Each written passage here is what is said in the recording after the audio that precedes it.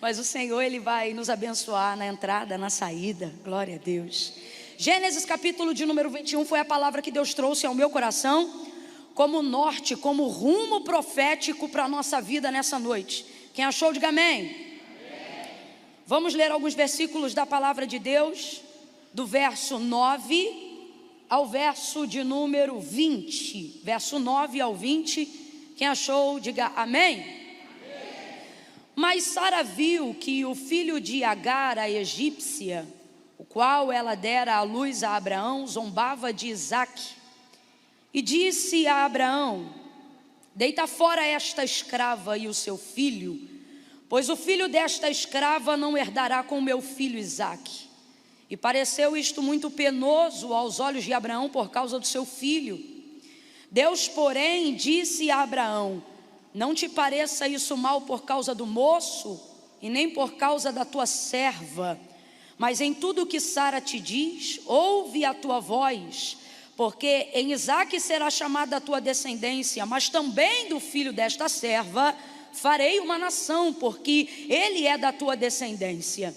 Então se levantou Abraão de madrugada, tomou o pão, um odre de água, diga comigo, um odre de água, e os deu a Agar, e pondo-os sobre o ombro dela, também lhe deu o menino e a despediu. E ela partiu e foi andando errante pelo deserto de Berseba. Qual é o nome do deserto, gente?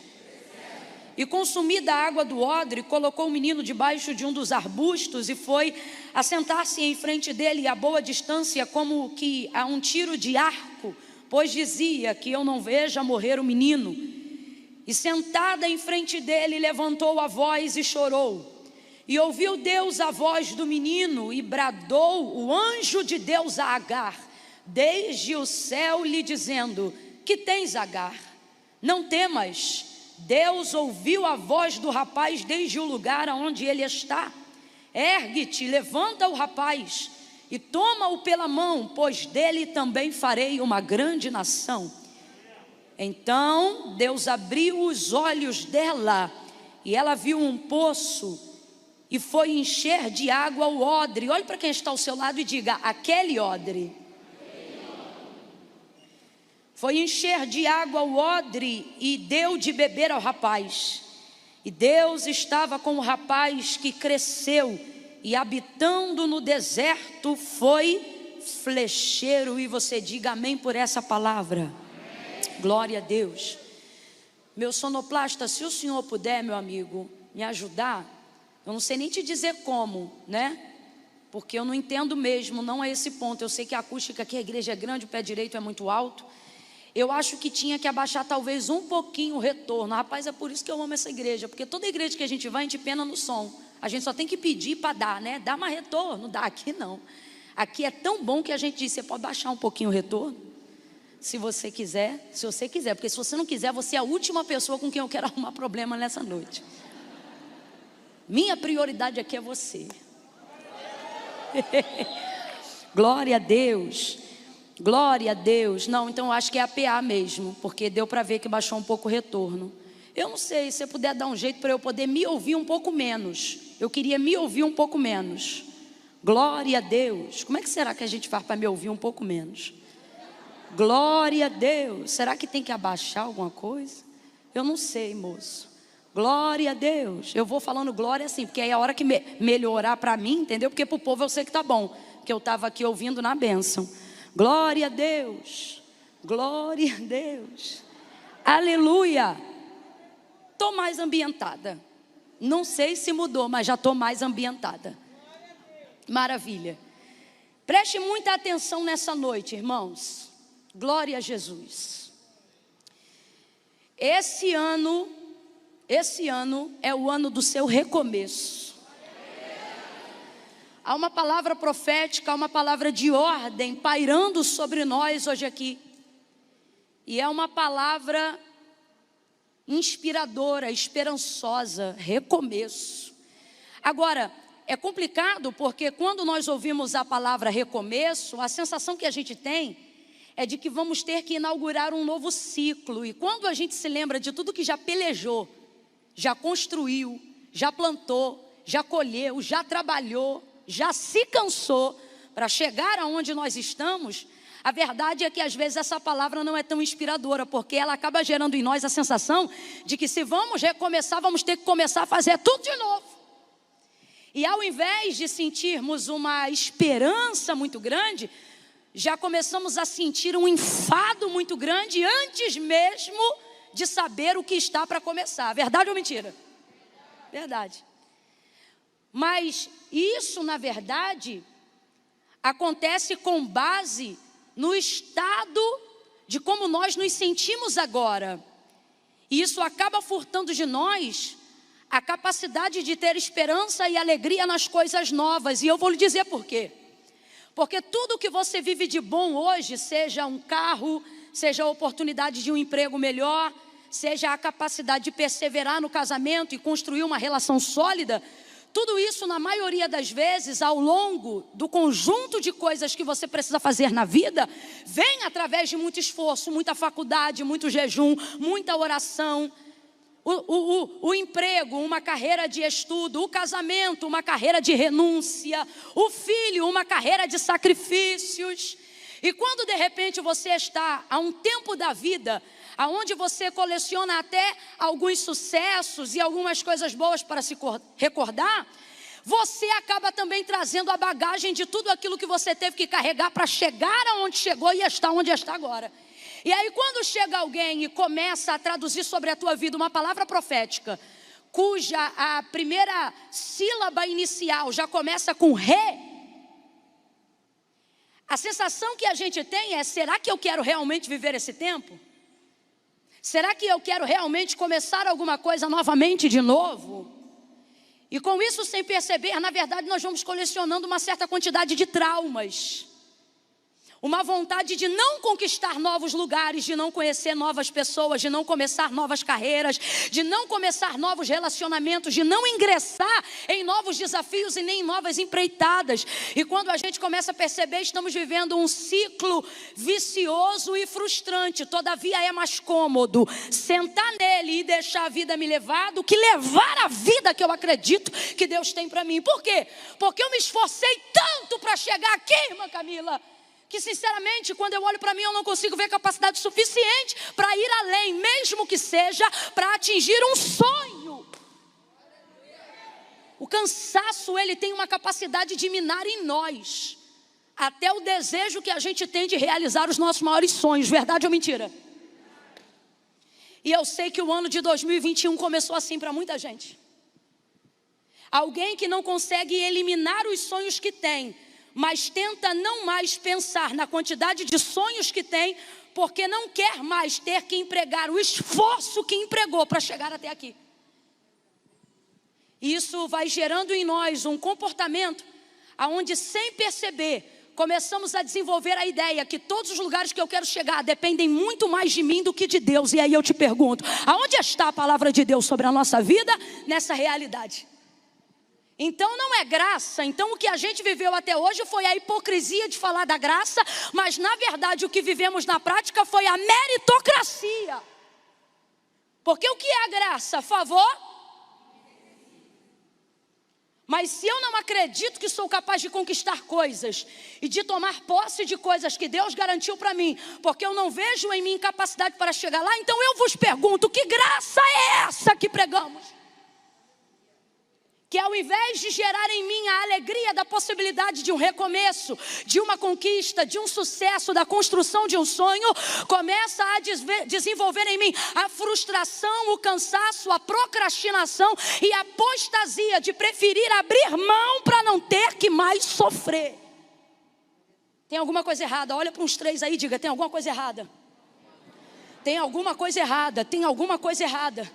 E eu vou lhe dizer o que é que está errado. Todas as vezes que eu estou no aeroporto, principalmente o de Campinas, que é o que a gente normalmente faz conexão para chegar até aqui. Por ser um aeroporto muito grande, eles têm a cada, 500 metros talvez, esteiras enormes. Não são escadas, são esteiras enormes que vão levando as pessoas que sobem ali. Normalmente quem sobe numa esteira como aquela não é para continuar andando, é para ficar parado, a fim de ter um tempo de descanso, de respirar, principalmente a galera da terceira idade. né? Quando eles normalmente não têm medo, porque tem gente que tem muito medo de escada rolante e esteira. Agora, todas as vezes que eu estou ali, eu procuro otimizar o meu tempo. Por exemplo, minha mãe adora esfregar o vigor dela na minha cara. Então vamos supor, se tiver uma escada rolante, ela pega a escada normal e vai descendo olhando para minha cara, como quem diz, sua preguiçosa, sua sedentária. Eu aqui, uma mulher de mais de 50 anos, descendo isso aqui, né? E é isso, não balança a cabeça não, que é verdade. Quando não na esteira, eu vou na esteira e ela às vezes vai do outro lado, para ganhar fôlego, ritmo, aquela coisa toda. E eu vou na esteira. Só que eu não vou na esteira parada. Como eu quero otimizar o tempo, eu uso a esteira andando. E aí eu vou andando. E aí todas as vezes que eu estou andando nessa esteira, é por isso que eu estou falando isso, quando minha mãe está comigo, lembra, mãe? Eu sempre digo para minha mãe, eu digo, mãe, todas as vezes que eu estou andando nessas esteiras, eu tenho a sensação que é exatamente o que Deus faz com a gente na vida. Eu tenho essa sensação de que se a gente andar, tudo otimiza mais rápido, vai mais depressa. Mas se a gente ficar parado, não deixaremos de avançar, porque estamos na direção certa. Eu tenho essa sensação, que quando a gente caminha, Deus acelera. E se a gente para, Ele continua por nós.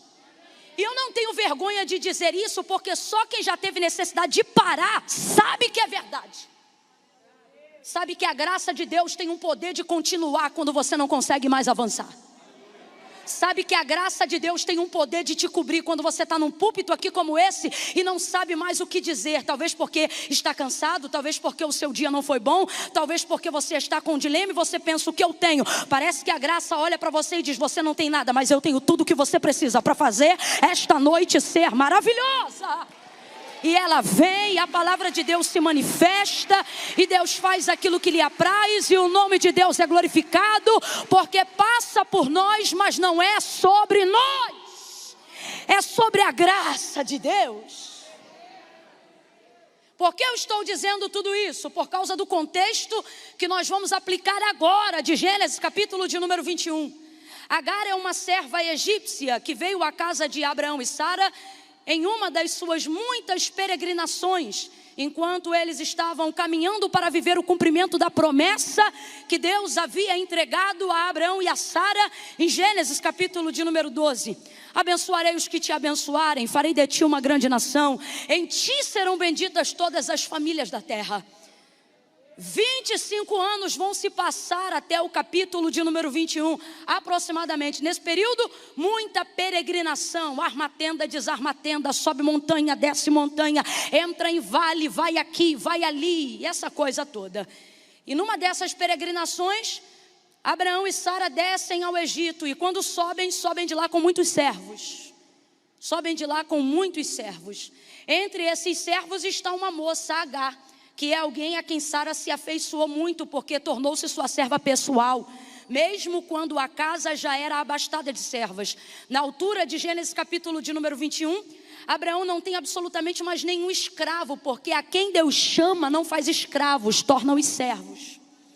Então, mesmo que Abraão seja um homem numa época cultural onde o escravismo pertencia a essa cultura, você não vê escravos na casa de Abraão. O que você vê são servos. E qual é a diferença, Camila? O escravo é obrigado, o servo é assalariado. E ele tem um padrão de dignidade. E a dignidade que Abraão oferecia aos seus servos, ela era tão grande, tão qualificada, que mesmo quando a terceira geração de servos está crescendo na casa de Abraão, o texto diz que eles não tinham mais vontade de ir embora. Os servos eram nascidos de servos, e os servos dos seus servos geravam seus filhos, que se tornavam servos em Abraão. Por quê? Porque antes da menção de Jó, a quem a gente não pode determinar a classificação temporal no texto sagrado, Abraão é tido como o homem mais rico e próspero dos seus dias. Ninguém queria sair de sua cobertura. Por quê? Porque na casa de Abraão não faltava gado, na casa de Abraão não faltava ovelha, na casa de Abraão não faltava paz, não faltava dignidade, não faltava cobertura. A coisa é tão séria que quando Agar encontra com o anjo a primeira vez, quando ela foge da casa de Abraão e Sara, ela olha para o anjo do Senhor que lhe aparece no deserto de Sur e diz para ele: El Roi, Eloi em hebraico. Ela conhece o Deus de Abraão e ela diz: eu vi o Deus que me vê. Ou seja, daquele dia em diante, você começa a perceber que Agar vê possibilidade também de se relacionar, mesmo como serva, com o Deus do Senhor da casa. A casa de Abraão é uma casa de dignidade, é uma casa que traz um equilíbrio e uma certa igualdade social. As pessoas não estão lá porque são obrigadas e também não querem ir embora de lá porque não conseguem ter nenhuma assessoria que se equipare à assessoria e à segurança da casa de Abraão. Pois bem, Sara agora sobe e Agar é sua serva. Complete para mim, por favor. Agar é a sua? Vem, gente, Agar é a sua serva. E a serva é uma posição muito digna. E ela era muito próxima. Porém, como Sara ainda não conhecia muito bem ao Senhor, porque Sara e Abraão estão caminhando para conhecer ao Senhor. Eles não têm a Bíblia na mão como nós. Eles não colecionam testemunhos do Deus de Israel como nós. Deus não disse nem mostrou nada para provar que era Deus. Ele só disse: eu sou. E Abraão disse: tá bom. E isso foi o suficiente. Então eles vão precisar caminhar para conhecer esse Deus. E nessa caminhada, como Sara nunca viu Deus fazer nada, ela tem dificuldade de ter a mesma fé de Abraão. E no terreno da incredulidade ela vai gerar uma ideia. Ela pensa: eu vou tentar ajudar. E aí a ideia dela é colocar Agar na cama de Abraão. E ela faz isso por imposição. Deixa eu ter certeza que você está me ouvindo. Ela faz isso por imposição. Ela chega para Agar, que é sua serva, e lhe deve obediência e não pergunta se ela quer. Ela chega para Agar, a sua serva, e ela diz: deita com Abraão. É uma ordem. E ela era uma serva e precisava obedecer. E ela implora a Abraão: Abraão, deita com a minha serva, e ele vai fazer esse sacrifício. Deixa quieta essa parte, mas vamos lá. Agora, qual é a situação?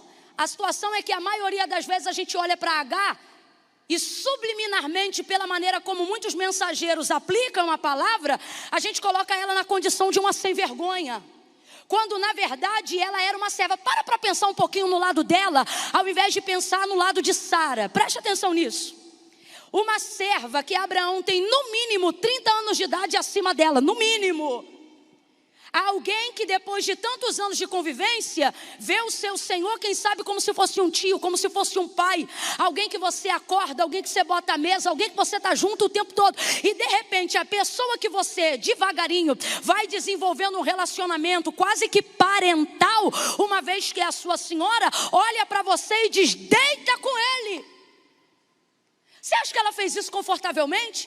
Você acha que ela foi alegre para a cama de Abraão? Você realmente acredita que Agar se saciou de prazer, tendo sobre a sua cama um homem que estaria com ela apenas uma vez e não por nenhum sentimento, nem que um nutrisse pelo outro e nem que o outro nutrisse sobre ela, mas quem sabe muitas vezes movida, primeiro, por subordinação, segunda, obediência, terceira e última, compaixão por ver o sofrimento de Sara e não gerar a promessa. Olhe agora para a condição de Agar. Vamos um pouco mais além. Uma das maiores provas que ela nunca foi sem vergonha em nenhum dentre esses contextos é que foi apenas uma única vez e não há absolutamente nenhuma relação posterior a essa entre Agar e Abraão. Foi obediência, goste você ou não. Agora olha a situação. Agar agora vai passar a gerar, vai gerar um filho cujo Deus denominará Ismael. Qual é o nome do filho de Agar? Só que quando ela começa a gerar, Agar foi chamada para ser serva. E até aquele dia não foi chamada para ser senhora. Completa aí que eu quero que você entenda isso. Até aquele momento, no dia que Agar foi escolhida para subir à casa de Abraão e Sara, ela foi chamada como serva. Como?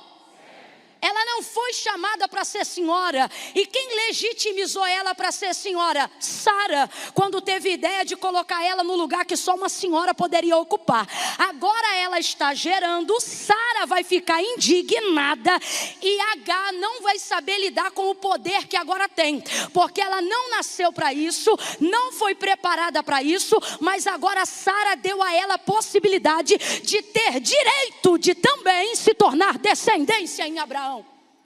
É muito poder para pouca barriga inicial. E foi uma barriga e um ventre que não estava preparado para usufruir desse poder. Eu tenho um raciocínio aqui, por favor me acompanhe. Aí o que vai acontecer? Agar vai levantar o nariz, vai levantar o tupete, vai levantar a cabeça, porque agora ela gera e Sara ainda não gera. E ela anda pela casa querendo esfregar a barriga na cara de Sara. Sara não vai se submeter, porque ela pode não carregar nada na barriga, mas ainda carrega sobre a cabeça. E sobre a cabeça dela tem uma palavra, mesmo que ela ainda não esteja gerando nada. Ela é a senhora da casa, e ela vai tentar colocar Agar no lugar dela, mas ela vai fazer isso de forma errada. Às vezes a gente tem a motivação certa, mas usa a didática errada. Às vezes a gente tem a razão, mas usa a logística errada. E é isso que Sara vai fazer. Que ela é a senhora da casa que tem que colocar Agar no lugar dela? Tem. Mas quem tirou Agar do lugar dela foi a própria Sara. Então às vezes algumas pessoas caminham conosco e não sabem reagir, porque nós damos a elas nível de poder, autoridade e acesso, das quais elas ainda não estavam preparadas para desfrutar. E aí depois a gente fica indignado com o ingrato, com fulano, com isso ou com aquilo, quando na verdade foi você que delegou. Você sabe de quem você tem raiva de verdade? De você mesmo, Sara. Porque você vê a sua ignorância revelada em Agar. Aí escuta isso. O tempo vai passando e Sara vai fazer o que mulher sabe fazer muito bem quando não gosta de alguém. Vai matar na unha. Ela não fala na cara. Por quê? Porque não pode botar Agar para fora de casa. Mas ela vai ali, ruminar, matar na unha. O texto diz que Sara a maltratava.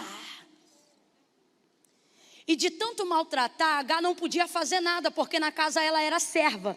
Só que nessa altura do campeonato, Sara já não tratava Agar como serva. Qual era o termo? Quem lembra o que ela falou aqui no capítulo 21, quando ela disse a Abraão: deita fora esta escrava. Ela já não trata mais Agar com a mesma dignidade que tratava os servos da casa. Sabe lá que tipo de água ela está bebendo. Sabe lá que tipo de tenda Agar está dormindo. Sabe lá que tipo de esteira Agar está deitando. Sabe lá que tipo de comida Agar está comendo. Ela se sente pressionada por todos os lados. O texto diz que ela não aguenta. Sabe tua esposa em dia de TPM? Sabe, filho, a tua mãe em dia de ira, aonde ela está atarefada e atribulada como Marta, quando ela, sendo senhora da casa, dá tilt e do nada, quem é que nunca viu uma mulher dentro de casa numa hora de estresse, dá-lhe um berro e dizer assim: eu vou sumir? Nunca viu, não? Mulheres pressionadas de vez em quando gritam essa ameaça. Elas dizem: eu vou sumir. Elas vão no shopping, compram um negócio, voltam e fica tudo numa boa. Só que Agar não tem como fazer isso. Agar não pode colocar para fora aquilo que ela sente do lado de dentro. Então, ao invés de falar que vai fazer, ela faz. Sai errante pelo deserto, fugida. Diga comigo, fugida. Diga de novo, fugida. Fugida. E por que fugiu? Por causa da pressão. E por que não está aguentando a pressão? Porque se viu gerando algo que não foi chamada para gerar. Mas isso não dá a ela poder de aborto. Ela continua gerando. Sabe o que eu estou querendo dizer? Existem planos que de fato parece que não foram feitos para nós. Mas uma vez que a gente está neles, não tem pressão que possa abortar aquilo que a gente começou a gerar. Não tem pressão que possa tirar da gente aquilo que Deus começou a fazer. Tem coisas que estão acontecendo na sua vida que não estavam nos seus planos, mas talvez estivessem nos planos de Deus.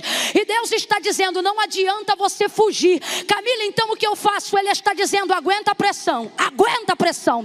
Olha o que Agar vai fazer. Sentindo-se pressionada, o texto diz que ela foge errante pelo deserto de Sur. Preste atenção, o primeiro deserto da vida que Agar vai conhecer não é o de Berseba. O primeiro deserto da vida que Agar vai conhecer chama-se Sur. Qual é o nome do deserto? E sabe o que significa Sur? Muro. Diga aí para mim, o que significa Sur? Muro. Veja, no caminho de fuga ela sai errante. Por quê? Porque na fuga você não faz plano. Quem foge na pressão não quer saber aonde vai, só quer sair do ambiente que está. saiu sem água, saiu sem pão, saiu sem direção, saiu sem nada. A fuga não te dá direção, não te dá sustento, não te dá habilidade, não te dá manutenção, não te dá nada. Ela pegou e saiu sem rumo, pensou que ia morrer, e de fato iria se o Senhor não lhe aparecesse. Estava tudo fechado, ninguém lhe ajudou, nenhuma porta abriu, nada deu certo para Agar no deserto de Sur. E por que não deu certo? Porque aquele caminho foi caminho de fuga. Completa aí, gente, aquele caminho foi caminho de quê? De fuga. No caminho de fuga você não tem de Deus amparo. Quem aqui lembra? Qual era o nome? O que significa deserto de Sur? É deserto do quê? Quem lembra? Deserto do quê? Sabe o que Deus está dizendo? Todas as vezes que você sair fugida ou fugido por não aguentar a pressão do que você está gerando, seja uma empresa, seja um negócio, seja um filho, seja um enfrentamento de uma doença, seja um chamado, um ministério, todas as vezes que você tiver não aguentando a pressão e achar que a fuga é a solução, o lugar mais longe que você vai chegar é de frente com o muro. O que Deus está dizendo é: não tem caminho para fugitivo. Deus vai erguer muros, sabe por quê? Ele está dizendo: ei, ser pressionado pelo homem não é bom, mas ser pressionado por Deus é impossível. Ele vai dizer: volta, Agar. Por quê? Porque você caiu no deserto do muro. Eu vou falar rasgado, que é para todo mundo entender. Tem gente aqui que só dá de cara na parede.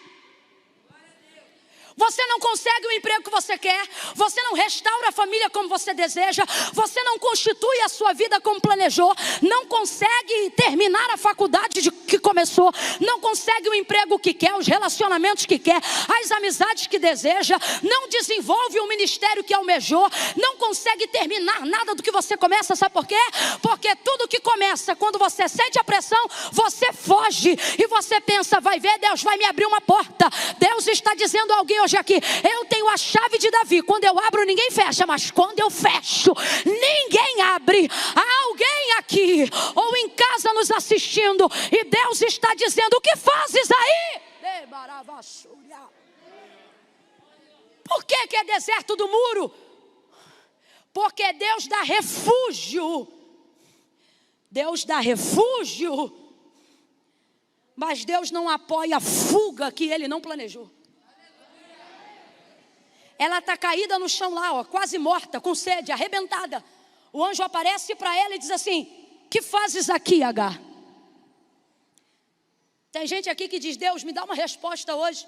E se Deus aparecesse no cenário da vida que talvez você se encontra hoje, a pergunta que Ele lhe faria seria essa: o que fazes aí? E se você fosse honesto em dar resposta, dependendo do seu contexto de vida, você diria: eu estou aqui porque eu não aguentei a pressão. Eu estou aqui porque eu fugi. Eu estou aqui porque eu preferi morrer nesse deserto do que ver alguém me maltratando. Eu estou aqui porque eu não estou lutando por cargo, nem por status, mas tem alguém que se sente ameaçado por aquilo que eu carrego, então eu preferi fugir. Deus está dizendo: ei, você pode fugir da casa de Sara, mas jamais vai fugir do teu destino. O que você está gerando?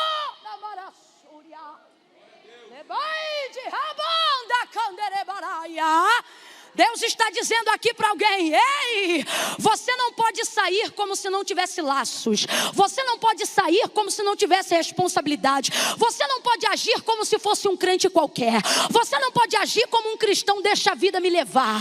Vida me leva. Deus está dizendo: não. A partir do momento que você começou a gerar, seja uma família, seja um plano, seja uma carreira, seja um ministério, Deus está dizendo a alguém: ei, você começou a viver um destino. E isso agora não é mais só sobre você, mas sobre o propósito que a sua vida carrega. E isto agora não te dá liberdade para andar somente aonde você quer, mas aonde o teu propósito ganha utilidade. Tem alguém aqui tentando se aliviar, fugindo, e Deus está dizendo: ei, não tem alívio na fuga. O alívio que você vai encontrar está no cumprimento do seu destino, está no cumprimento do seu propósito, e não no seu caminho de fuga. Deus está dizendo aqui para alguém: quanto mais mais você fugir, mais cansado vai se sentir. Quanto mais você fugir, mais doído vai ficar. Duas coisas eu aprendi, e quem me conhece já sabe, isso virou filosofia na minha vida. O que, Camila? Que fazer a vontade de Deus realmente não é fácil. Mas por que a gente faz? Porque fugir dela dá ainda mais trabalho. E Deus trouxe gente hoje aqui para dizer: se você fugir, você só vai ter trabalho. Mas se você obedecer, vai ter trabalho e vai ter sucesso. Vai ter trabalho e vai ter sucesso.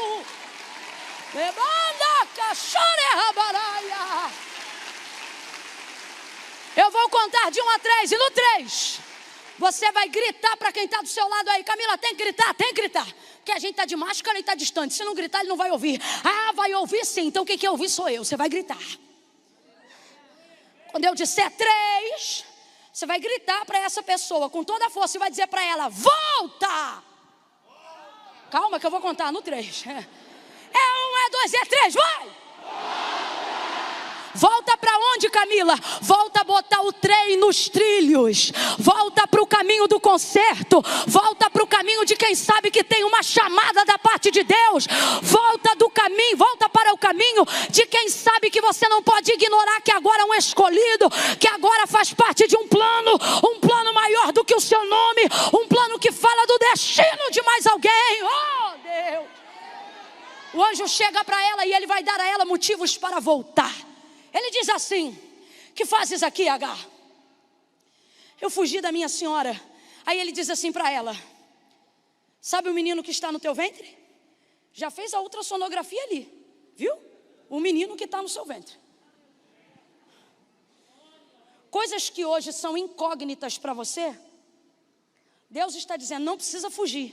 Eu tenho resposta para tudo o que você quer saber.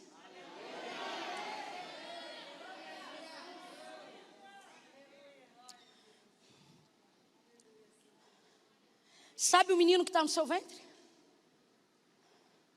O nome dele é Ismael. Ele vai se chamar Ismael. Quando ela vê aquele anjo, ela diz: eu vi o Deus que me vê.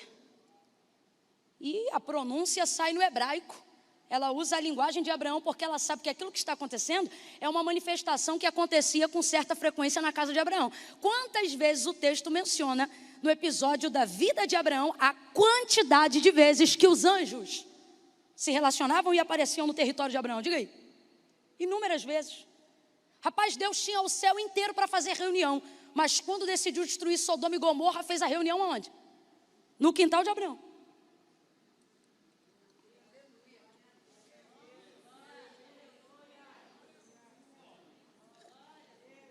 Pode beber água aqui? Você está me secando por quê, então?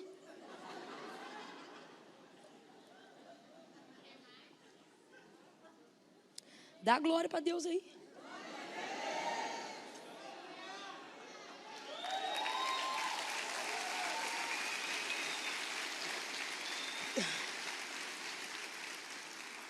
Ouça isso. Ela olha e diz: Deus me vê. Que Deus? O Deus do meu Senhor. O Deus de Abraão também me vê. Olha isso. Aí ela diz: eu vi o Deus que me vê ou me viu. Aí em seguida, não é coincidência, presta atenção. Logo em seguida o anjo diz assim: e o nome do menino será Ismael, que significa o Senhor ouve. O que significa Ismael? O Senhor ouve. Então quando ela diz Deus me vê, e o anjo diz o nome do menino será Ismael, o que ele está dizendo? Ele vê e também? E por que ele se manifesta dessa forma a Agar lá no deserto de Sur? Antes do capítulo 21, por quê? Porque Agar está numa condição onde ela vê tudo, sabe tudo, mas não pode falar. Porque ela está subordinada à hierarquia da casa de Sara e Abraão. Aí ela foge, só que aí o anjo chega lá e ela vê que o anjo vê. E logo em seguida ele diz: o Senhor ouve também. O que isso significa? significa a apresentação criteriosa de um Deus que não é testemunha passiva, como nós somos em algumas circunstâncias. Tem coisa que a gente vê, mas não pode falar nada. Tem coisa que a gente ouve, mas não pode dizer nada. Porque dependendo do lugar e da hierarquia que está sobre nós, a gente vê e não pode ver, ouve e não pode falar. Só que de acordo com o contexto de vida de Agar, era assim que ela vivia. Mas no deserto ela vê, Deus vê. E aí ele diz, e também ouve. E Deus é testemunha ativa. Testemunha, vem gente, lá no fundão, testemunha. E o que é uma testemunha ativa? Significa que tudo que Deus vê e tudo que Ele ouve, Ele considera. Tudo que Deus nunca vai ver algo, ouvir algo e decidir não fazer nada. Ele considera, até para não fazer nada, isso precisa ser uma decisão considerada. Então vamos lá. Lembra quando no período de silêncio, período que nós chamamos de 400 anos, que na verdade determina o silêncio, mas não a ausência de Deus. E por que não a ausência de Deus? No período da escravidão de Israel na terra do Egito, dos hebreus. Porque o texto diz que quando o Senhor aparece depois desse período, diz assim, quando ele se revela a Moisés: eu, o Senhor, vi a aflição do meu povo, ouvi, olha isso, viu, ouviu, e desci, ou seja, ele considerou o que ele viu e ouviu e decidiu fazer alguma coisa. Deus trouxe gente aqui nessa noite para dizer: ei, não é porque você vê e não pode fazer nada, não é porque você ouve e não pode fazer nada, que significa que eu estou vendo, ouvindo e não vou fazer nada. Deus está dizendo, em toda situação que você for obrigado a ser testemunha passiva, eu me manifestarei para ser testemunha ativa. Ele está dizendo, eu estou vendo, eu estou ouvindo e eu vou fazer alguma coisa. E o que ele faz, gente? Olha o que ele faz. Ele dá nome ao menino. A partir daquele momento, ele liga Agar ao menino. Sabe o que ele está dizendo? Esse filho não é de Sara, é de Abraão e seu. E aí eu vejo ali uma coisa muito justa do critério de Deus. Você nunca vê em toda a manifestação do texto sagrado Deus separando filho de mãe. Nunca. Deus é muito justo. Primeira coisa que ele está garantindo para Agar, quando ele determina o nome dela e diz quem ele vai ser, ele deixa claro que a descendência é de Abraão, mas não deixa claro que o filho será de Sara. Segunda coisa, ele diz assim: volta pelo caminho que vieste e te humilha debaixo da mão da tua senhora. E ela se sente motivada a fazer isso. Ela não se sente animada. Mas o que é isso? Ela sabe que é o que ela precisa fazer. Deus está mandando eu perguntar a alguém aqui: você quer continuar dando de frente do muro? Ou você prefere fazer o que precisa ser feito, mesmo que isso te humilhe por um tempo? Porque a gente fala de honra, mas não quer se humilhar. A gente fala de honra, mas não quer descer. A gente fala de exaltação, mas não quer ser estreitado. Só que o caminho que vai virar uma chave na vida de Agar não começa com Deus dizendo vai, começa com Deus dizendo volta. Então tem muitas vezes e muitos momentos na nossa vida que a gente está focado em querer romper, está focado em querer avançar, e Deus está trazendo hoje este mistério para você interpretar. Ele está dizendo: e se eu te disser que você não avança indo, mas avançará voltando, voltando às primeiras obras, voltando ao caminho da humildade, voltando ao caminho da submissão. E aí ela vai voltar, sabe por quê? Porque agora ela tem um motivo. Ela tem um motivo. Ela vai cumprir o que Salomão disse quando ele disse assim: levantando-se contra ti o espírito do governador, não saia do teu lugar. A gente usa esse versículo como campanha para afrontar o inferno, está errado. A interpretação real do versículo é hierarquia. o que Salomão está dando é uma estratégia inteligente, seja para mercado, negócio ou convivência. Até porque a religião do judeu é étnica. Então ele não está falando aqui de demônios e coisas do tipo. Ele está falando sobre situações na condição de rei e de servos. Então olha o que ele diz: levantando-se contra ti o espírito do governador, ou seja, uma hierarquia que tem mais poder do que você, mais autoridade do que você. Ele não está dizendo confronte, ele está dizendo submeta-se. Isso aqui é estratégia. Ele está dizendo: não faça queda de braço com quem tem mais força do que você. Não traga enfrentamento sem autorização de Deus. Porque, como eu disse e repito, isso aqui não é uma questão espiritual, é uma questão hierárquica.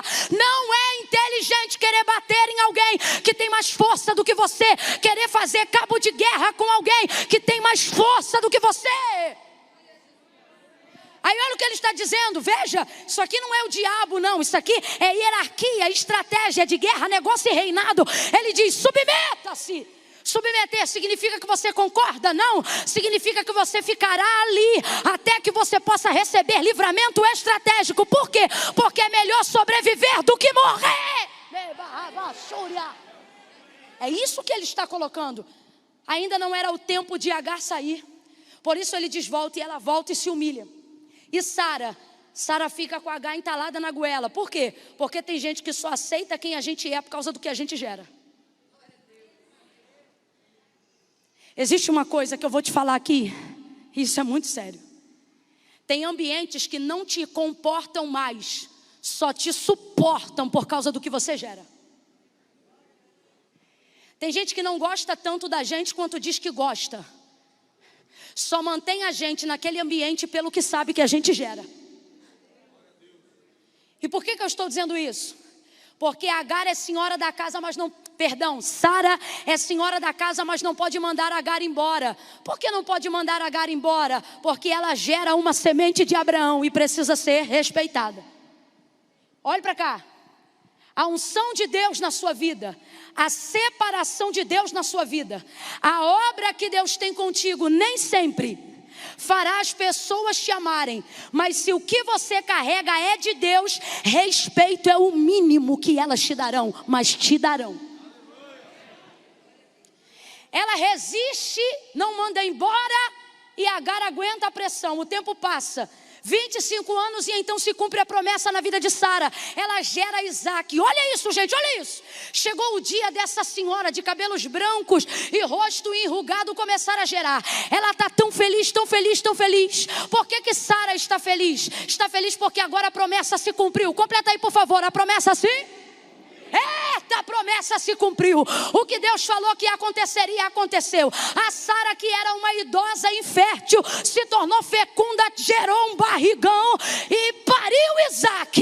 E ela disse: é Isaac, porque o Senhor me trouxe riso, e todo aquele que o ouvir se rirá comigo. Responde para mim, gente, Sara está feliz ou não está?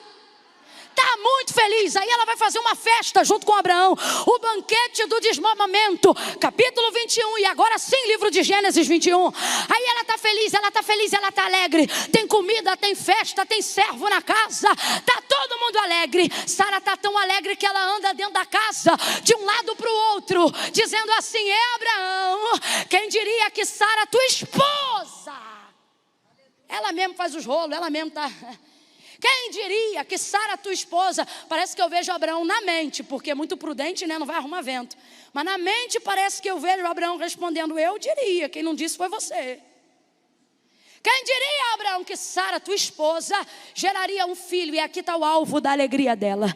E quem diria, Abraão, que Sara amamentaria esse filho? Ela está vivendo aqui uma coisa que é muito profunda. Quando a gente recebe uma promessa de Deus, a gente acha que depois que Deus cumpre, Ele dá tchau. Só que não é assim. Tudo que Deus promete, se foi Deus que deu, Ele também vai dar condições de manter. A amamentação de Isaac na vida de Sara é uma surpresa, porque Deus prometeu o tempo todo que ela ia gerar e nunca falou sobre o prazer da amamentação. E toda mãe aqui que teve dificuldade para amamentar sabe do que eu estou falando. O período inicial é doloroso, mas depois se torna prazeroso, tanto para a mãe quanto para o bebê. E isso desenvolve entre eles algo muito bonito na relação inicial. Sim ou não? Sim ou não? Sara imagina que gera. Sara imagina que vai ter o filho, mas ela não consegue imaginar que vai amamentar. E ela amamenta Isaac durante todo o período. Levante a sua mão, porque eu vou abrir um parêntese para profetizar no seu maio de 2021. Levanta as duas, porque uma só você não vai aguentar. Oh, meu Deus do céu. Deus trouxe gente hoje aqui para dizer: ei, aquilo que eu te prometi, quando chegar na tua mão, eita, bate a mão assim como que recebeu. Maravilha. Recebe de novo, levanta a mão, levanta a mão. Deus está dizendo: isso aí que eu vou botar na tua mão, assim diz o Senhor, eu vou te dar manutenção. Não fecha a mão não. Camila, eu ainda não entendi, não entendeu? Deus não vai te dar uma casa que você não tenha dinheiro para reformar. Deus não vai te dar um carro sem te dar com ele o dinheiro da gasolina. Deus não vai te dar filhos que você não tenha capacidade de educar. Deus colocou essa igreja neste lugar e dará condições de trazer manutenção à sua obra. Deus não te dará um ministério para você sucumbir debaixo dele. Deus está dizendo: tudo que eu colocar na tua mão, eu também vou te dar condições de manter, de amamentar, de sustentar aquilo que eu te dei. Quem recebe isso, abrace essa palavra num salto de glória. Oh, glória! Olha isso, gente. Sabe quem é o Deus de Abraão? Eu tenho dito isso. Deus de Abraão é o Deus que promete. Vamos lá, Deus de Abraão é o Deus que promete. Sabe quem é o Deus de Isaac? O Deus de Abraão. Mas se é o mesmo, por que agora ele ganha outra nomenclatura? Que é o tripé, né? Deus de Abraão, de Isaac e de Jacó. O tripé que se revela lá para Moisés em Êxodo capítulo 3. Quando pergunta a Moisés: quando eu chegar para libertar o teu povo e eles perguntarem que Deus me mandou, o que eu digo? Ele disse: diga lá que é o Deus dos pais deles. O Deus de Abraão, o Deus de Isaac e o Deus de... O que isso significa? Deus de Abraão, Deus que faz promessa. Deus de Isaac, Deus que cumpre tudo que promete. E quem é o Deus de Jacó? Deus que traz manutenção.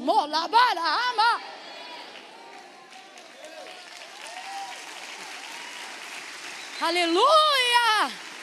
Prega para uns 3. Camila, mas hoje é que eu não sou pregador, meu irmão. Isso aqui está igual a roda dos profetas que Saul entrou. Hoje quem não profetiza vai profetizar, quem não roda vai rodar, quem não canta vai cantar, quem não prega vai pregar, porque o espírito da profecia está sobre nós hoje aqui.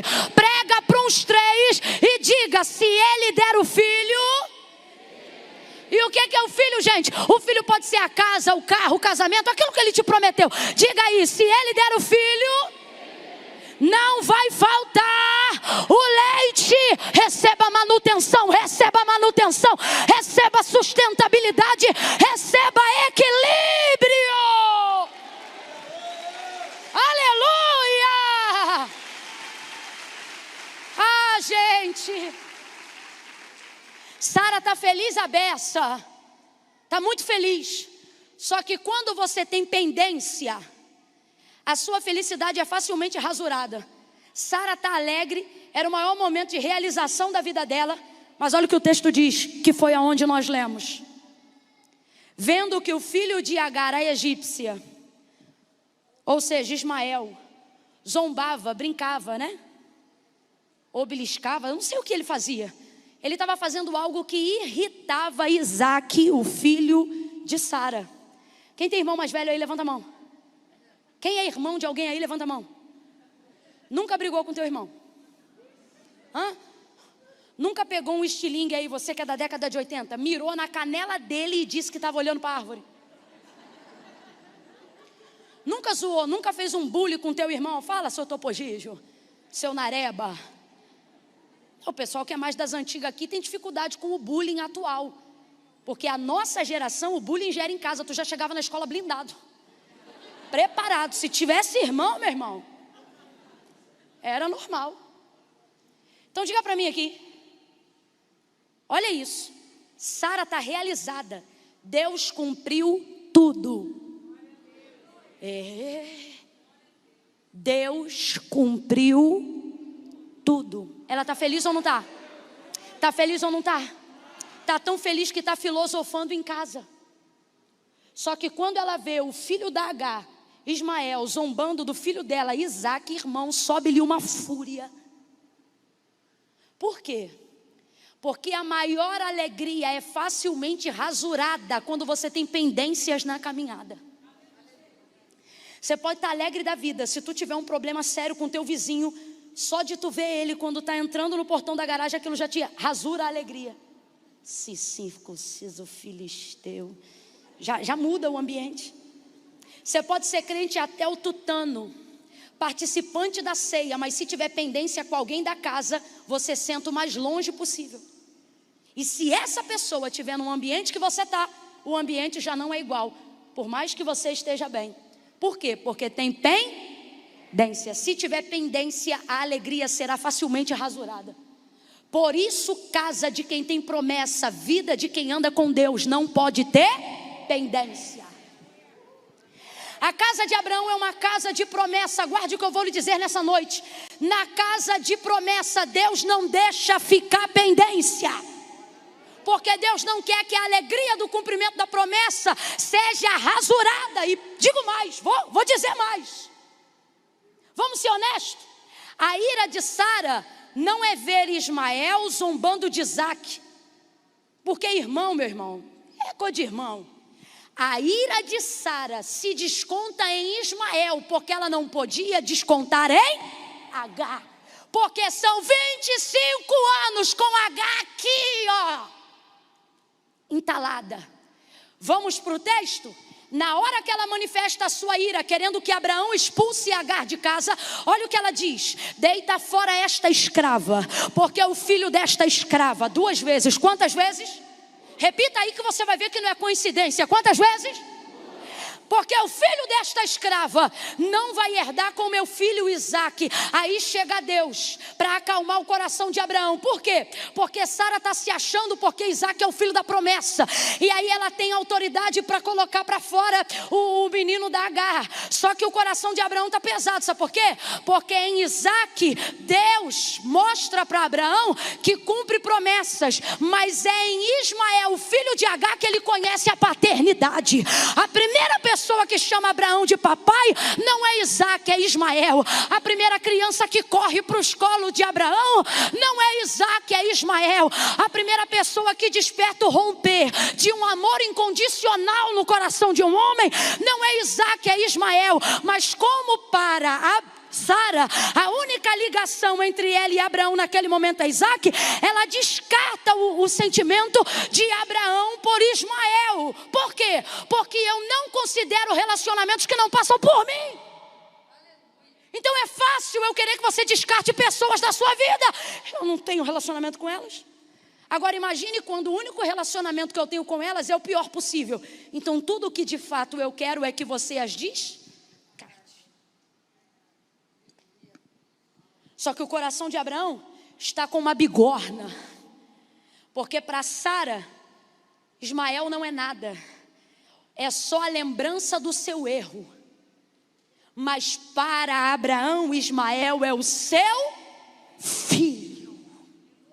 E não é um filho nascido de uma incubadora, é um filho que dorme e acorda com ele no mesmo terreno todos os dias, que toma café com ele, que janta com ele, que almoça com ele, que brinca com ele, que serve com ele.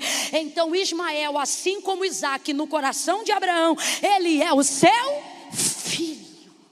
Só que Sara chega agora, ouça isso, e diz: deita fora o filho desta escrava, porque o filho desta escrava não herdará com meu filho Isaac. Aí Deus diz: Abraão, escuta isso, faz o que Sara, tua mulher, te diz. E quando é a gente que está na condição de Agar e vê Deus chegando para quem pode decidir, e ele acaba decidindo algo que coopera para o lado de quem quer arrebentar com a gente, a impressão que a gente tem é que Deus está do lado de quem nos oprime. Sim ou não? Vamos falar rasgado, gente, sim ou não? Ih, não faz essa cara não, que eu já vi que nessa noite tu é Agar. É complicado quando você vê alguém que tem hierarquia para resolver, hierarquia para decidir. Quando você vê alguém que tem o poder de abrir a boca para fazer justiça, e você vê manifestado na boca desta pessoa a vontade que revela o seu opressor ou o seu adversário. Se a gente não vigiar, a gente se levanta contra Deus, porque a impressão que a gente tem é que Deus está aplaudindo quem quer arrebentar com a gente. Olha o que Deus diz: faz o que Sara, tua mulher, te diz. Agora, abre a mente. Deus não faz isso porque concorda com Sara, mas é porque esse é o caminho que Deus vai usar para resolver uma pendência de 25 anos quase. Deus está dizendo aqui para alguém: não me coloque entre os seus iguais, não questione os meus caminhos. Vou falar um negócio aqui, muito sério, só para você entender. Deus não está do lado de A e nem de B. Não, Camila, não. Sabe do lado de quem que Deus está? Dele, porque Ele é justo. Eu vou trazer um exemplo para você entender. Josué está para entrar em Canaã, tem que expulsar um monte de inimigo. A coisa está tão acirrada que ele já anda com a espada na mão. Vai ele andando e peregrinando uma parte da terra, antes de saber à noite se deve ir à batalha ou não. De repente ele encontra um ser, alguém com mais de 2 metros de altura. Segundo o texto, ele toma um susto, porque o anjo não está com asas, mas está numa visão teofânica de um ser humano. Aí ele olha para o homem e ele está tão possuído pela guerra, ele está tão possuído pela necessidade de conquistar as áreas que precisam ser conquistadas em Canaã, que quando ele olha, ele não entende que é um anjo. A primeira pergunta que ele faz quando vê a espada na mão, na bainha do anjo, que na verdade ele olha e pensa que é um homem comum, é esta: tu é dos deles ou dos nossos? Olha o que Josué está perguntando: você é do nosso exército ou é do exército do nosso inimigo? Aí olha como é que o anjo responde: nem do teu, nem do deles. Ele diz: eu sou do exército do... Quem tem ouvidos ouça. Deus está dizendo: não sou eu que fico do teu lado, é você que se posiciona do lado do que é justo, do lado do que é reto, do lado do que é santo. E com isso você se posicionará do lado que eu estarei defendendo. O céu não entra em cabo de guerra, lado A e lado B. A balança de Deus é uma balança fiel. Quando Deus diz: Abraão, faz o que Sara, tua mulher, te diz, não é porque ele concorda com Sara. Quando ele diz: Abraão, faz o que Sara, tua mulher, te diz, não é só porque ele quer agradar a Abraão. Quando ele diz: faz o que Sara, tua mulher, te diz, é porque ele vê naquele caminho o caminho para equiparar os pratos da balança. Tem coisas que você olha e você diz: não é possível, Deus deve estar apoiando o meu adversário. E Deus está dizendo: não, eu não estou apoiando o teu adversário, mas eu vou usar aquilo que não pode ser mais revertido para te levar aonde eu quero. Oh, manda Agar embora. E aí ele dá garantia para Abraão. Por que pode mandar embora? Aí vai acontecer o que às vezes você não sabe que está acontecendo, porque você acha que Deus está apoiando o lado de quem te oprime. Mas essa é a única maneira de Deus poder te libertar, te alforriar. Porque olha o que ele diz para Abraão: pode mandar, porque eu vou cuidar. Aí ele diz assim: desta serva, e do filho desta. Quantas vezes Deus chama Agar de serva? Quantas vezes Sara chama Agar de escrava? Aí alguém diz: coincidência. Deus diz: não, justiça, comecei a fazer.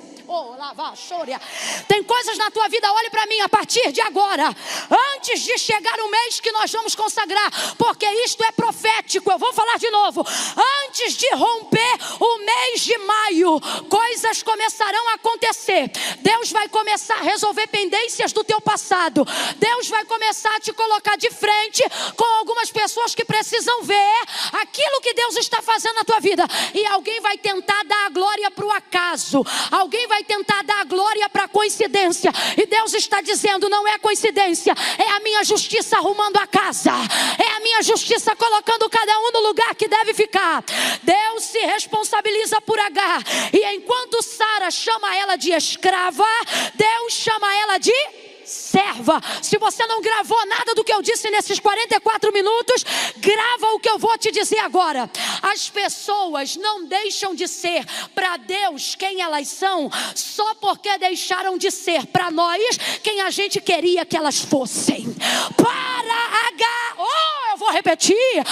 As pessoas, crente, recebe essa palavra de maturidade. Come esse pão nesta noite, que na boca é amargo, mas no ventre será doce. Deus está dizendo para alguém, eu vou falar rasgado: me tira das tuas picuinhas, para de orar teus sentimentos e começa a orar a minha palavra. E aí eu vou botar tudo no lugar. Sabe por quê? Você quer que Deus deixe de gostar de pessoas só porque você deixou de gostar dessas pessoas. E você quer que Deus ame pessoas só porque você ama essas pessoas. Eu vou falar aqui e todo mundo vai entender. A gente acaba se relacionando com Deus achando que Ele tem que descer para o nosso mundo e fazer o que a gente quer. Tipo assim, olha isso aí, ó, no texto. Para Agar, para Sara, enquanto Agar era útil, ela chamava ela de quê? Quando ela diz para Abraão, Abraão, deita, ela não diz deita com a minha escrava. Quem lembra? Ela diz deita com a minha. Mas quando ela não vê mais utilidade alguma em Agar, Agar deixa de ser serva e vira o quê? No dia que ela bota Agar para fora e pede a Abraão perdão para fazer isso, ela diz, deita fora esta escrava, porque é o filho desta escrava. Então vamos lá, para Sara, hoje, nesse contexto, Agar não passa de... Deus não apoia escravismo. Aí você diz, Camila, eu vou ficar nessa situação até quando? Deus está dizendo, se você confiar em minha mão, os teus limites... Você lembra quando Deus disse a Moisés, você vai mandar Faraó libertar meu povo, mas ele não vai libertar. Aí ele diz assim, sou eu que vou endurecer o coração dele. Por quê? Porque eu quero que a justiça chegue no cálice, no topo, porque é para eu fazer ainda mais justiça. Você acha, você quer colocar na conta dos outros o nível de humilhação que você está vivendo, mas se a tua vida está na mão de Deus, e se eu te disser que é Deus endurecendo o coração de alguém só para resolver tua vida? Sabe por que eu estou falando isso? O que adianta amolecer essa situação agora e isso se tornar apenas uma situação paliativa? O que é paliativo? É quando você sente uma dor de cabeça e toma um remedinho, mas no outro dia você sente de novo, aí toma outro remedinho. Daqui a pouco passou um ano, continua tomando remedinho. Aí um dia o remedinho não faz mais efeito. Quando você vai no médico, você está com um tumor de todo tamanho, que cresceu durante um ano enquanto você tomava remedinho, porque você quis acabar com um problema real, dando tratamento paliativo. Isso é perigosíssimo.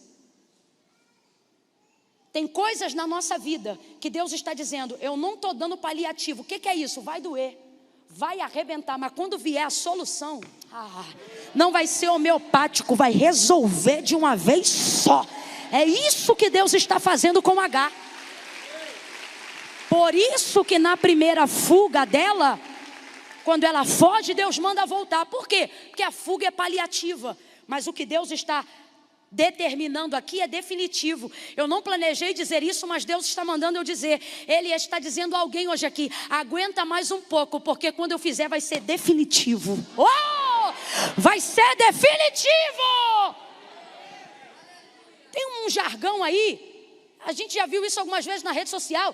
É mais ou menos assim, chega uma hora que dói como nunca, para não doer, nunca mais. Deus diz, serva. Por quê? Porque Agar mudou para Sara, mas para Deus ela continua sendo a mesma pessoa.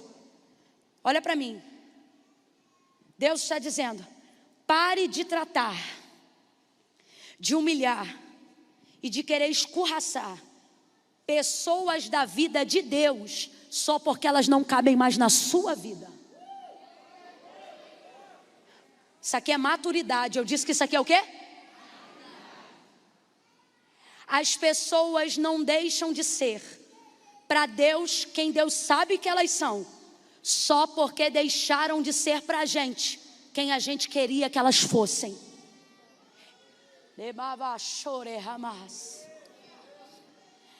Tendo dito isto, Agar é despedida, mandou embora. E aqui Deus está dando a solução definitiva, sabe por quê? na alforria que ela recebe da casa de Abraão, ela agora recebe a cobertura do próprio Deus. Sai ele agora com apenas algum pedaço de pão, um pouco de água num odre. Diga para alguém, aquele odre. Fala isso que nós vamos fechar no odre. Diga, aquele odre. Que odre, gente? O odre da casa de Abraão. Ele dá para ela um odre.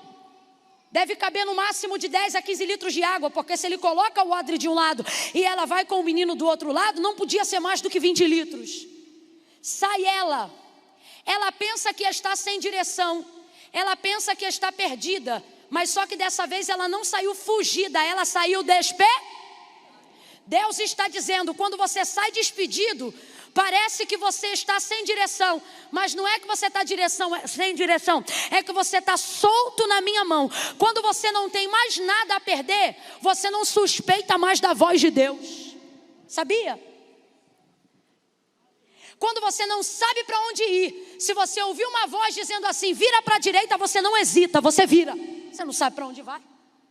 É Deus dizendo, às vezes eu tiro todas as suas muletas, às vezes eu arrebento todos os seus mapas, eu tenho rasgado de você algumas bússolas, porque é só quando você se vê sem ter aonde apoiar que você para de hesitar a minha direção. Sai H pelo deserto, e o que vai acontecer? O óbvio, a água acaba, e o texto diz que ela para numa região, e pensa que ali ela vai morrer, porque está andando, e nada acontece. Aí ela pensa que vai morrer, acabou a água, mas o odre ficou. Eu acho lindo isso, e sabe por que eu estou frisando que o odre ficou? Porque esse odre, no meio desse deserto que agora é Berseba e não é Sur, toda vez que ela olha para esse odre, ela lembra de onde ela saiu. Não tem como, irmão. Esse odre é o maior símbolo que ficou de todos os anos que ela teve que conviver na casa de Abraão. Quem deu esse odre para ela foi Abraão. Ela sai de casa com esse odre. Não tem como olhar para esse odre e não lembrar de onde ela veio. E se ela lembra de onde ela veio, ela lembra do que ela passou. E se ela lembra do que ela passou, ela lembra do porquê está nessa situação agora. Quem está acompanhando, diga amém. Vamos falar a verdade? Que numa hora dessa de ira, a gente não quer lembrar de onde veio, não quer lembrar do que passou, não quer lembrar do que fizeram conosco. E é por isso que costumamos quebrar lembranças do passado, porque não queremos carregar elas no futuro, porque elas lembram de onde a gente veio, elas lembram do que a gente passou, elas lembram do porquê nós estamos aonde estamos. E numa dessas vezes, num momento de ira, a gente quebra isso, quebra o que simboliza essa lembrança. E eu acho lindo o que H faz. A água do odre acaba, mas ela não quebra o odre, não larga o odre no caminho como largou o saco de pão vazio. Quando o pão acabou, você não vê ela com saco. O saco deve ter ficado em algum lugar, mas o odre ela segura. Por quê? A esperança de encontrar um poço, a esperança de encontrar uma fonte. Deus me trouxe hoje aqui para dizer, ei, não se desfaça completamente daquilo que conta a tua história, das lembranças que você carrega sobre o seu passado. Ei! Tem gente que não consegue carregar essas lembranças porque acha que elas paralisam o processo do seu futuro. Só que presta atenção nisso aqui. Lembra de João 4, Jesus com a samaritana? Quem lembra, diga eu. Ele chega pedindo água. Aí ela diz assim, como sendo tu judeu, pede de beber a mim que sou mulher samaritana. O que ele está querendo dizer? Que porque judeus e samaritanos não se comunicavam. Mas Jesus diz que está com sede. Quando ela decide dar a água, ela diz assim, mas o poço é fundo e tu não tem com o que buscar. Porque olha o que ela está assimilando. Tem água, tem poço, mas você não tem cântaro, não tem vaso, não tem odre. Vamos trocar por odre só para a gente entender? Tem água, tem poço, mas você não tem? Ele estava naquele cenário aceitando beber no odre dela. E era isso que trazia confusão na mente da samaritana. Porque beber no odre de um samaritano era a mesma coisa que beber na cumbuca do teu cachorro. Então ela não entendia como é que um judeu vai querer beber do meu odre. Mas isso é outra história. Eu só quero te dizer o seguinte: você pode estar no lugar do poço, pode estar no lugar da água. Quem ainda está me ouvindo, diga amém. Você pode estar no lugar que vai trazer o sustento do teu futuro. Vai ouvindo. Mas se você não tiver o odre, você não vai ter como Volta para João 4, olha o que a mulher diz. Tem água e tem poço, mas tu não tem? É isto que acontece com quem quer negligenciar o passado para chegar no futuro, com quem quer esquecer de quem passou pela sua vida, com quem pensa que só vai viver bem lá na frente, se rasgar a história de traumas que viveu lá atrás. Só que Deus me trouxe nessa noite para dizer: ei, o teu passado não te paralisa, ele te habilita. Ele te habilita a chegar aonde você precisa chegar. Se H se desfaz do odre, com que ela pega a água do poço? Hã? Com o que, gente? Com nada, vai morrer de? Porque não tinha como carregar. Deus está dizendo, tem gente que acha que para chegar no futuro tem que rasgar com a história do passado. Não dá para fingir que você não foi violentado. Não dá para fingir que você não foi traída. Não dá para fingir que as pessoas que você amava te esmagaram. Toca um pouco que vai ficar difícil de engolir o resto que eu vou falar sem música.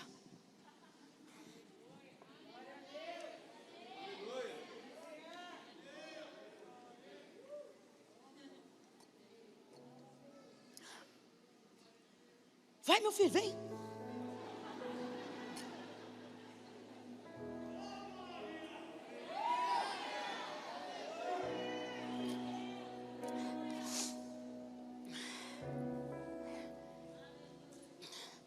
Você quer chegar nesse maio, rasgando o que te aconteceu em maio do ano que vem. Só que Deus está dizendo, ei, foi o que você viveu em maio do ano passado, perdão, que te prepara para abraçar esse maio aqui. Presta atenção nisso aqui. A água acabou. Por quê? Porque eu não levo para o futuro tudo que eu vivi no passado. A água acabou. Acabou ou não acabou? Foi consumida ou não foi? Tem coisas que eu vivi que na caminhada, a própria caminhada vai se encarregar de consumir. É por isso que crente não para de caminhar por causa do que viveu. É por isso que você não para de seguir na direção que Deus te deu, só porque alguém te humilhou, ou porque você foi traído. Quando eu digo só, não é querendo minimizar isso, mas é querendo dizer que isso não é o suficiente para te parar.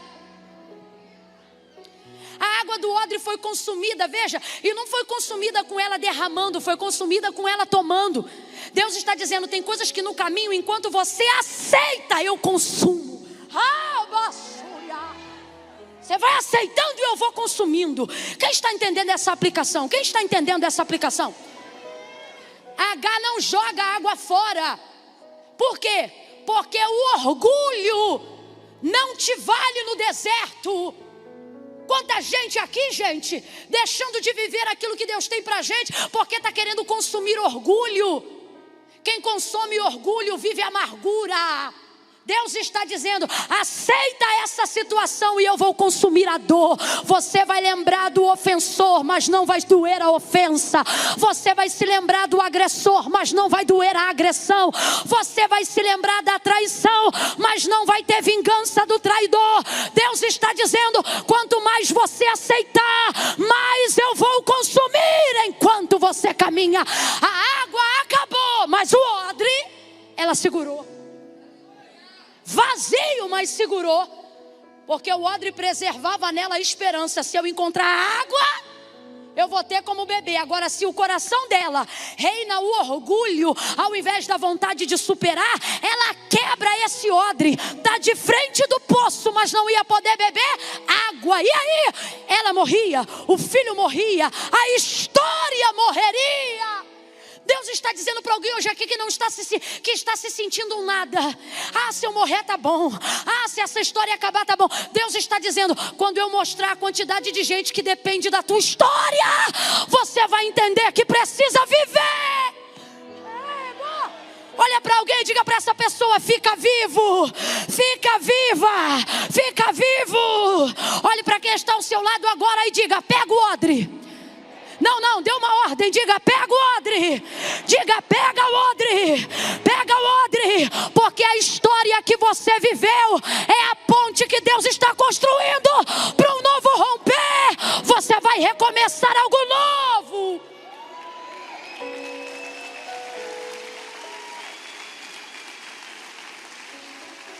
Quando alguém na sua vida olha para mim, olhar para você e perguntar, com a história que você tem, como é que você chegou aqui? Você vai dizer, é por causa da história que eu tenho, que eu cheguei até aqui.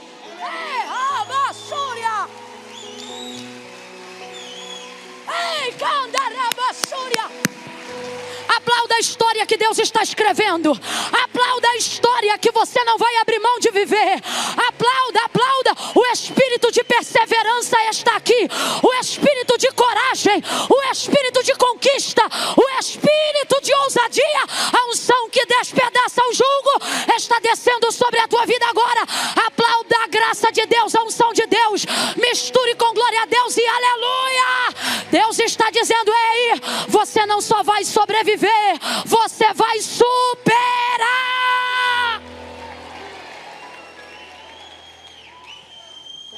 Sabe esse odre que te lembra de tudo que você viveu e que se você fosse dar lugar para ira, você arrebentava com ele nesse deserto? Deus está dizendo, você não vai fazer isso não. Você vai pegar esse odre, porque esse odre conta a tua história, filha. Esse odre, meu irmão, mano, ele fala de onde você saiu. Ele não vai te paralisar lá, ele vai te habilitar a viver o agora. Quem já entendeu isso, diga amém. Aí ela tá com o odre do lado dela, mas tá caída no chão. Por quê? Porque ela acabou de pegar o menino quando pensou, vou morrer, e o menino também vai morrer. Para que eu não veja o menino morrer, ela procura um arbusto que está muito longe. Completa aí, por favor. Muito. Coloca o menino debaixo desse arbusto. E é uma das raríssimas vezes, raríssimas. Eu ainda não encontrei. Se depois você encontrar, manda para mim por inbox no Instagram, no direct. Eu ainda não encontrei mais de 3 vezes a Bíblia, os escritores dela, utilizando como medida para aferir distância o tiro de arco. O que a gente encontra todas as vezes para aferir distância de alguém ou de um objeto é tiro de pedra, lembra? Jesus dizia, e retirou-se para orar sozinho, e distanciava-se dos seus discípulos cerca de um tiro de pedra, coisa de 2, 3 metros de distância no máximo.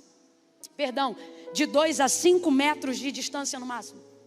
Só que olha o que o texto diz, que Agar, para não ver morrer o menino, se distanciou dele cerca de um tiro de arco de flecha. Vou explicar para você. É como se um arqueiro tivesse pego a flecha, tivesse entesando o arco, né, envergando ele na sua capacidade máxima, mirou, soltou a flecha. Aonde a flecha caiu, em tese era o nível de distância que ela tomou do menino. Significa que Agar ficou de Ismael muito. Olha o que o texto dizia: para que eu não ouça e não veja morrer o menino. Se mãe que é mãe ouve choro do menino até quando não está chorando, qual mãe aqui já tomou um susto e disse, fulano está chorando, chegou, não estava, foi impressão. Toda mãe que bota o filho na salinha a primeira vez tem essa impressão. Eu acho que o fulano está chorando, eu estou sentindo que ele está chorando. Chega lá, ele não lembra nem que tem mãe, está com um pirulito na boca. Porque mãe é assim. Então presta atenção, se sem choro a mãe às vezes cisma que está ouvindo choro, você imagina com a criança chorando de verdade. Ela teve que tomar um nível de distância tão grande que não ouvia nada. Quando ela percebeu que chegou em um lugar que não ouvia mais nada, ali ela parou. E segundo a escrita de Moisés, isso era a distância de um tiro de arco. Significa que ela ficou do menino muito. Aí o anjo vem nessa hora, quando ela está. Porque tem horas na nossa vida que Deus vai nos colocar em situações aonde a gente vai ter que abrir mão, não para a gente, mas para Deus. e mostrar que a gente não tem mais capacidade de lidar, de gerir aquela situação. Só que Deus está mostrando para mim e para você, através de Ismael, que mesmo que eu não tenha condições de administrar, Ele vai ouvir o choro do menino. Não importa a distância que nós quisermos tomar, Ele vai ouvir. Olha o texto. O anjo vem. Quem ainda está comigo, diga amém. 10 minutos para a gente encerrar. Diga glória. Quem aguenta, diga aleluia. Não mente não, hein? Aí, ó, ela bota o menino, vai. Aí o anjo vem. Aí, irmão, o anjo chega e diz assim: que tens, Agar? Em outras versões vai dizer assim: porque choras, Agar? Dá vontade de falar: ô seu anjo, o senhor está de brincadeira comigo? O senhor não vê tudo? O senhor não ouve tudo? Então o senhor deve estar sabendo o que aconteceu, né? Eu saí sem pensão alimentícia. Eu saí sem carro. Você sabe que o homem é rico. Rapaz, Abraão hoje na vara de família estava complicado. Só deu pão à água. O pão consumiu, a água acabou, só ficou o menino. Olha isso. Que tens, Agar? Porque choras? Ora, porque eu estou aqui nessa situação. Não, presta atenção, gente. Sabe o que significa literalmente isso aqui, porque choras? Não é o anjo zombando de Agar. É o anjo tentando fazer Agar entender que não tem razão para... Porque eu vou lhe dizer, por que chora? Porque a água do odre acabou e eu já estou cansada da viagem, não sei para onde eu vou, não posso voltar de onde eu vi. O menino está chorando de fome, de cansaço, de tudo. Botei ele distante porque ele vai morrer e eu vou morrer. Então presta atenção, se você for pegar a razão toda do choro, é porque vai morrer. Se você pegar a razão da morte, é porque ela acha que vai morrer de sede. Olha isso.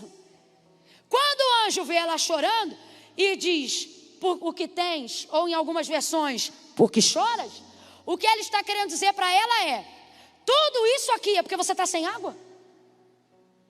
Era ou não era? Naquela situação isolada, sim ou não? Vem, meu povo, sim ou não? Então quando ele chega dizendo o que tens, ou por que choras, é como se ele dissesse assim, Agar, eu não estou te entendendo. Você está chorando porque o odre está... Você está chorando porque já consumiu a água que veio da casa de Abraão. Sabe por quê que você está assim? Porque você não está conseguindo ver que diante de você tem uma fonte. Só que Deus não botou a fonte ali na hora, presta atenção. O lugar exato que Agar parou para chorar e pensou que ia morrer. O texto diz que havia ali uma...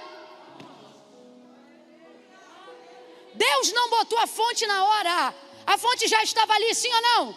Mas Agar não. Porque às vezes a gente está tão preso no que perdeu no passado, que não vê o que Deus está colocando diante de nós no presente. Responda com inteligência, igreja. Aonde cabe mais água? No odre ou na fonte? No odre ou na fonte? Deus está dizendo, ei, quando você entender o que eu estou colocando diante de você, você vai ter vergonha de ter chorado pelo que perdeu. Porque aquilo que está diante de você é muito maior do que aquilo que ficou para trás de você. Eu vou repetir, porque aquilo que está diante de você é muito maior do que aquilo que ficou para trás de você. A unção que Deus tem agora é maior. A graça que Deus vai revelar agora é maior. A porta que Deus vai te abrir agora é maior. Oh, a restauração que Deus tem agora é maior. Pare de chorar. Agar, para de chorar. Ai, meu noivo. Deus está dizendo, eu vou te dar um casamento tão bom que tu não vai se lembrar do sobrenome do noivo. Ai, a minha casinha.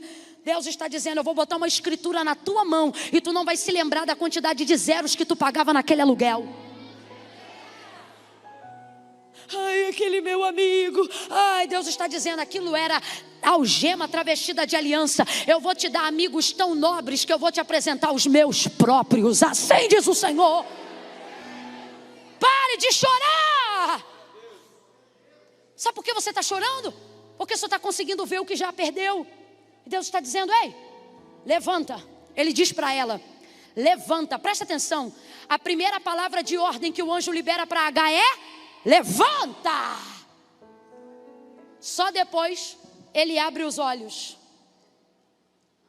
Deus está dizendo: quando você levantar, eu vou abrir teus olhos. Ele levanta.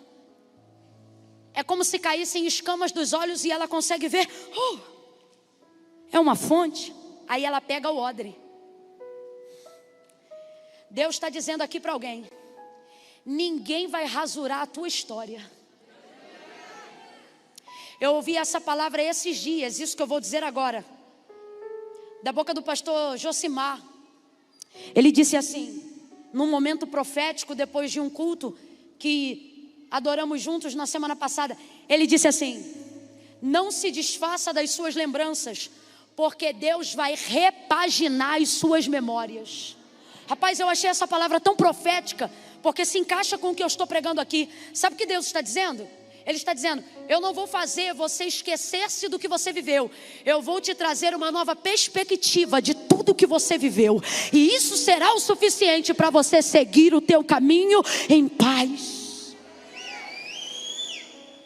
Levanta! Aí ela levanta, pega o odre, aí ela enche d'água, vai lá no menino. Por quê? Porque ela se distanciou, mas Deus continua ouvindo. Eu vou falar do jeito que Deus está mandando, e o ministério de louvor pode vir subindo. Deus está dizendo assim para quem me ouve: ninguém esquece do que eu ainda lembro. Deus está dizendo: eu não deixarei cair no esquecimento aquilo que ainda está na minha memória. Vai lá, Agar, vai lá. Aí ela dá de beber ao menino. Final da mensagem, o texto diz que ela dá de beber, o menino cresce. Você leu comigo o final do verso? O menino cresceu. Completa aí, por favor, porque isso aqui é triunfo, irmãos. O menino, vem de novo, o menino, com mais vontade, o menino cresceu. Que menino cresceu? O menino que ela achou que ia. Deus está dizendo: sabe por que Berseba é o lugar do teu recomeço? Porque é aí que eu vou te mostrar que o que eu quero é maior do que o teu cansaço. Que o que eu tenho para fazer é maior do que a tua dor. Olha aqui, Berseba não é só o lugar da tua sobrevivência, é o lugar da tua superação. Vamos lá, coincidência? Não, justiça. Quando ela se distanciou de Ismael, qual foi a medida para ferir a distância? Um tiro de? Vem, gente, um tiro de? Aí o texto diz: o menino cresceu, se tornou o quê? Quem lembra? Você leu comigo, o menino cresceu e se tornou o quê? É coincidência? Não, é porque aquilo que não te mata, você supera. Aquilo que não te mata se torna a especialização da sua vida. Levanta a mão, porque eu vou profetizar de novo. Você não vai morrer de depressão. Você só está passando por esse processo para ensinar as pessoas como é que se supera a depressão. Você não vai morrer falido. Você pode quebrar uma vez, quebrar duas vezes, mas você vai superar. Sabe por quê? Deus não vai permitir. Se Ele não permitiu você morrer, Ele vai te dar graça para superar. E você vai ensinar as pessoas como é que se ergue empresa do nada, como é que se tira filho da boca de fumo, como é que se recupera casamento. Aquilo que não te matou te preparou para triunfar. Ismael se tornou flecheiro.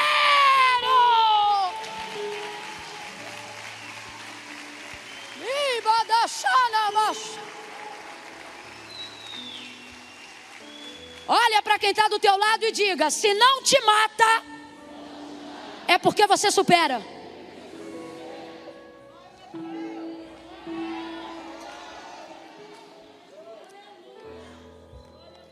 Final da história. Eita, Agar é dona da própria casa, é mãe do próprio filho, vai poder chamar os netos de meus, é dona das próprias vacas, do próprio gado, das próprias ovelhas. Parece que eu vejo, o menino podia ter sido o que quisesse, porque Ismael tem a bênção e tem a liberdade para ser o que ele, mas se tornou coincidência? Parece que eu vejo um moleque com 12 anos, a tenda já ajeitada, eles começando a superar, porque o texto diz que eles crescem no deserto. Quando chega a hora de Deus me abençoar, irmão, a geografia não é o mais relevante. Parece que eu vejo, isso aqui sou eu que estou contando, tá? Ismael dizendo assim: mãe, conta aí de novo. Como é que foi quando a gente saiu da casa lá de papai? Como é que foi a história? Parece que eu vejo ela dizendo: a gente andou não sei quantos quilômetros, eu pensei que ia morrer, te botei debaixo de um arbusto e me distanciei de você cerca de um tiro. E o quê? Um tiro de arco. Isso é o quê mais ou menos? Ah, meu filho, isso é muito longe, era para não te ouvir chorar. Parece que eu vejo ele andando no deserto, pegando um graveto do arbusto do deserto, limpando, botando corda, picando flecha, tezendo arco. Tem alvo no deserto? Não tem. Quando você está na direção de Deus, irmão, você vai ver coisas em lugares onde as pessoas não veem nada. Só que não dependia da onde ele queria que a flecha chegasse. Dependia da força que ele queria empregar para saber até onde a flecha ia. Você quer ver? Tem um episódio quando Eliseu já estava doente numa cama, aonde príncipes vão visitar Eliseu, e para carregarem uma porção profética antes da morte de Eliseu, Eliseu diz assim: pega aqui um arco e flecha, mira na janela e coloca força no arco, porque a distância que a flecha chegar, presta atenção, nesse episódio tem um alvo? Não tem. O que Eliseu queria era aferir a distância pela força que fosse colocada na flecha, no arco. Então não tem alvo, porque às vezes não é questão de aonde a flecha acerta, é a questão de onde ela pode chegar. Aí o príncipe não entendeu. Teseu pouco o arco, a flecha atravessou a janela. Aí Eliseu deu mais uma chance e disse: joga de novo. Aí ele não entendeu. Por quê? Porque tem gente que tem dificuldade de empregar força quando não vê um. Aí ele jogou de novo. Aí Eliseu não deu uma chance para ele. Falou: ó, seu reinado vai ser curto. Por quê? Porque você não empregou na flecha força. Então a mesma disposição que você teve que lançar essa flecha, ou seja, que não foi nenhuma, assim vai ser o teu reino, irrelevante. Agora, Ismael, para se tornar flecheiro no deserto, você acha que até ele aprender a usar o arco e flecha, ele tinha um alvo? Claro que não, mas mesmo assim ele habilitava a sua. Deus está dizendo: antes de te apontar a direção, eu vou aferir a tua disposição. Então às vezes você vai empregar força para fazer coisas que pessoas vão achar que não tem significado nenhum. Só que Deus está dizendo: isso é a medida da fé. Não foi coincidência, poderia ter sido qualquer coisa, mas se tornou flecheiro. Deus está dizendo: o que hoje você jura que é o instrumento usado para definir a sua morte, eu lhe garanto que será a especialização da sua vida. O que hoje te indigna é o que Deus vai te levantar para fazer. O que hoje te afronta é a área que Deus vai te dar autoridade para arrebentar. Porque se não te matou, é porque Deus te deu graça para super. Quem quer ficar vivo, levanta num salto de glória dessa cadeira aí agora.